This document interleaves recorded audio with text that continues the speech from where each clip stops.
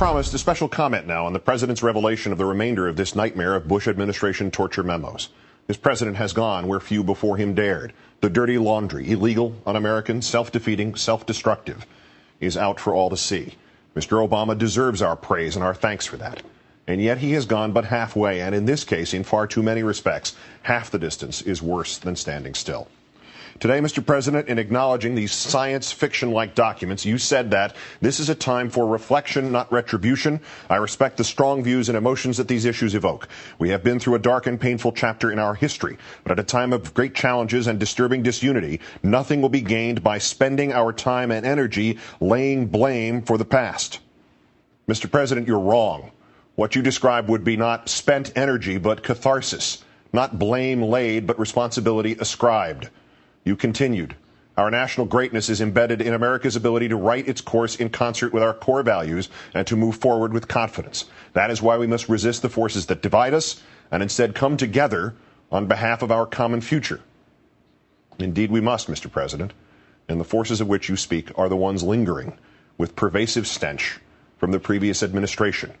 Far more than a criminal stench, sir, an immoral one we cannot let be recreated in this nation. One, President Obama, it is your responsibility to make sure cannot be recreated. Forgive me for quoting from a comment I offered the night before the inauguration, but this goes to the core of the president's commendable but wholly naive intention here. This country has never moved forward with confidence without first cleansing itself of its mistaken past. In point of fact, every effort to merely draw a line in the sand and declare the past dead has served only to keep the past alive and often to strengthen it. We moved forward with slavery and the Declaration of Independence and the Constitution, and 49 years later we had buried 600,000 of our sons and brothers in a civil war. After that war's ending, we moved forward without the social restructuring and without the protection of the rights of minorities in the South, and a century later, we had not only not resolved anything, but black leaders were still being assassinated in our southern cities. We moved forward with Germany in the reconstruction of Europe after the First World War. Nobody even arrested the German Kaiser, let alone conducted war crimes trials then, and 19 years later there was an indescribably more evil Germany and a more heart-rending Second World War. We moved forward with the trusts of the early 1900s, and today we are at the mercy of corporations which are too big to fail. We moved forward with the Palmer raids and got McCarthyism, and we moved forward with McCarthyism and got Watergate. We moved forward with Watergate, and junior members of the Ford administration realized how little was ultimately at risk. They grew up to be Paul Wolfowitz and Donald Rumsfeld and Dick Cheney.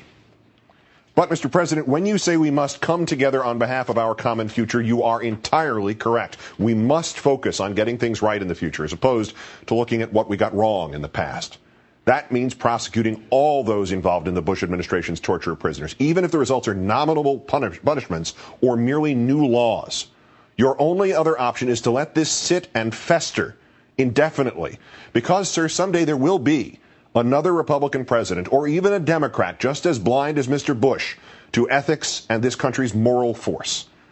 And he will look back to what you did about Mr. Bush, or what you did not do, and he will see precedent. Or as Mr. Cheney saw, he will see how not to get caught the next time. Prosecute, Mr. President. Even if you get not one conviction, you will still have accomplished good for generations unborn. Merely by acting, you will deny a further wrong, that this construction will enter the history books. Torture was legal. It worked. It saved the country. The end.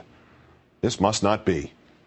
It is our intention, you said today, to assure those who carried out their duties relying in good faith upon legal advice from the Department of Justice that they will not be subject to prosecution. Mr. President, you are making history's easiest, most often made, most dangerous mistake. You are accepting the defense that somebody was just following orders. At the end of his first year in office, Mr. Lincoln tried to contextualize the Civil War for those who still wanted to compromise with evils of secession and slavery. The struggle of today, Lincoln wrote, is not altogether for today, it is for a vast future also. Mr. President, you have now been handed the beginning of that vast future. Use it to protect our children and our distant descendants from anything like this ever happening again by showing them that those who did this were neither unfairly scapegoated nor absolved.